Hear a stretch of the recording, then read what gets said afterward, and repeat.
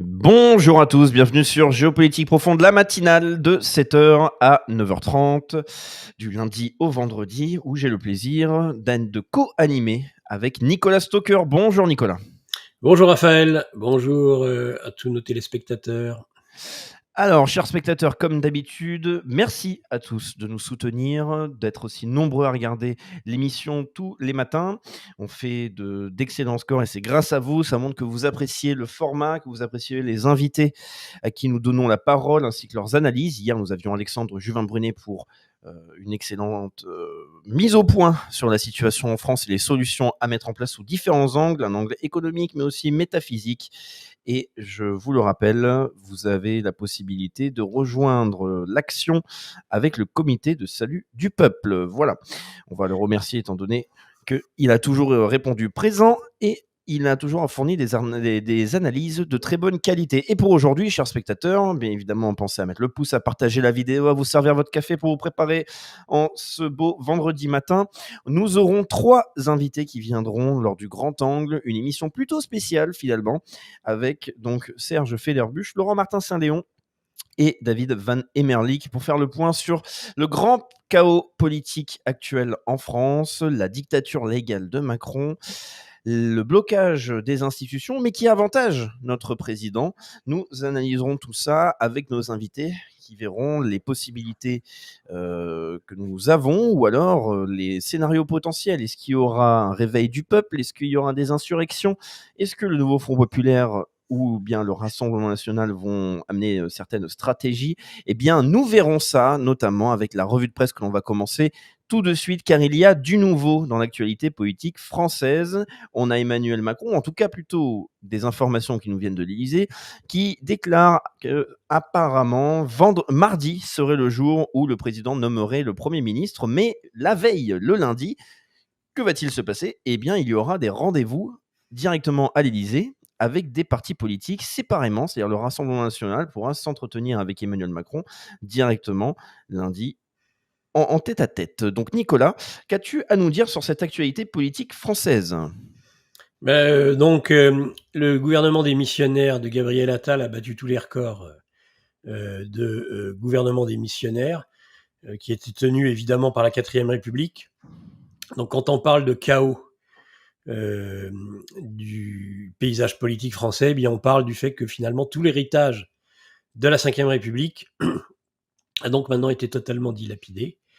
Que ce que voulait absolument éviter De Gaulle, c'est-à-dire le jeu des partis, c'est-à-dire une situation politique bloquée, avec une 5ème République fait aux petits oignons pour éviter cela, eh bien nos cancres, nos héritiers du gaullisme ont réussi ce tour de force et Macron a parachevé l'œuvre de détruire complètement cet héritage politique. On disait que la France souffrait de multiples maux, mais qu'elle avait de bonnes institutions. Eh bien, on se rend compte que ces parasites, ces disrupteurs, destructeurs ont réussi à tout démolir, et même les institutions de la 5ème République qui sont violées manifestement tous les jours avec ce gouvernement démissionnaire qui viole la séparation des pouvoirs, qui envoie déjà des lettres de cadrage et des lettres plafonds pour permettre au budget de la nation d'être voté demain, alors que ce gouvernement n'a strictement aucune légitimité. Alors si la représentation nationale et si un nouveau gouvernement ne peut pas affirmer son autorité en votant et en colorant un budget, qu'est-ce qu'il nous reste? Nous sommes au niveau 0, degré 0. Nous avons touché le fond cette fois-ci, indéniablement. Donc après, on peut nous raconter ce qu'on veut.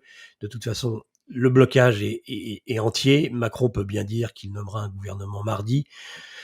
On verra bien quel est le traître qui, peut-être de LR, de gouvernement de centre-droit, va apparaître. Donc les échanges avec les partis politiques et l'Élysée débutent aujourd'hui, vendredi, et s'achèveront lundi, en effet, comme tu viens de le rappeler, avec le Rassemblement national. Donc il reçoit l'ensemble du NFP avec Lucie Castet, vendredi, ainsi que la fausse droite, la droite en peau de lapin, la droite dont on ne sait même pas si elle s'appelle encore LR. Alors les spéculations vont bon train, toutes les options, toutes les combinaisons sont envisagées, dont le Premier ministre en serait l'incarnation.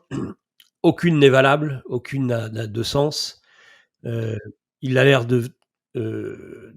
Macron a l'air de vouloir, quoi qu'il arrive, ne pas nommer Lucie Castet. Il ne veut pas du nouveau Front populaire. Il ne veut surtout pas de LFI. Il a cherché et l'ensemble de ses conseillers ont essayé, les partisans au sein de Renaissance ont essayé de séparer les socialistes ou en tout cas d'obtenir la neutralité des socialistes. Pour le moment, c'est pas le cas. Faure, le secrétaire général du Parti socialiste, tient bon l'alliance de toutes les gauches et donc veut imposer Lucie Castet. Mais Macron n'en veut pas pour des raisons multiples, liées entre autres au budget, à la réforme des retraites. Il ne veut pas que son bel œuvre puisse être touchée et détruit. Donc, ça, c'est la première combinaison, c'est-à-dire, j'ai envie de dire, la tradition républicaine, mais on sait bien qu'il s'en fiche comme de sa dernière paire de chaussettes, Macron, de la tradition républicaine. Donc, nommer l'organisation politique, le groupement politique arrivé en tête au soir du second tour des élections législatives, eh bien, vous pouvez faire une croix dessus, paraît-il, à moins qu'il change encore d'avis. Tout est possible. Il faut aussi préciser quelque chose, Nicolas, avec ce constat que tu fais, c'est-à-dire certes, nous sommes dans une période finalement de tristesse et d'incompétence et même de viol politique, mais qui semble, d'après un sondage qui est apparu hier de la part donc du magazine Challenge, enfin du journal Challenge, que les Français adorent la Macronie et adorent spécialement Gabriel Attal.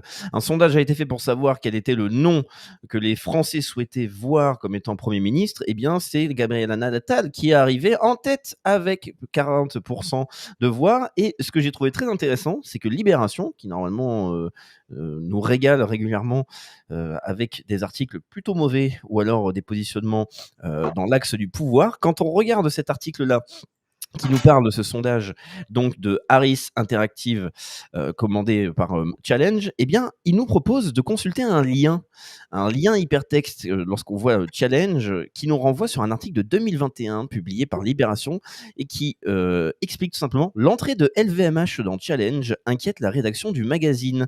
LVMH qui maintenant a racheté 40% du capital du magazine. Les journalistes craignent pour leur indépendance et redoutent une dérive de la ligne éditoriale. Alors ça, c'est le petit clin d'œil que j'ai trouvé très amusant et plutôt intéressant de la part de Libération, qui donc relaie ce travail fait par le pouvoir, de nous faire croire que les Français, parce que là c'est l'angle démocratique, que les Français souhaitent voir Gabriel Attal encore au pouvoir, que la Macronie nous régale.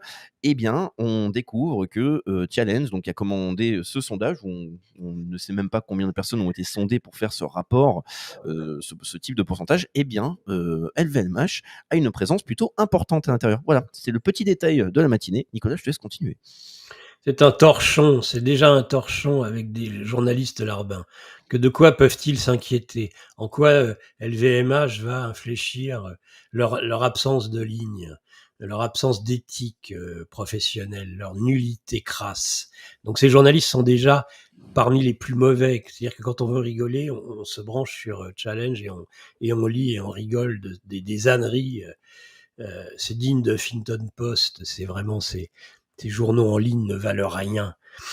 Donc, qu'il y ait LVMH ou un autre milliardaire, puisqu'il n'y a pas que Trump et Musk qui ont le droit à ce joyeux qualificatif, ça ne changera rien. C'est une fausse indignation de l'aberration, qu'on ne devrait même pas appeler libération, mais l'aberration.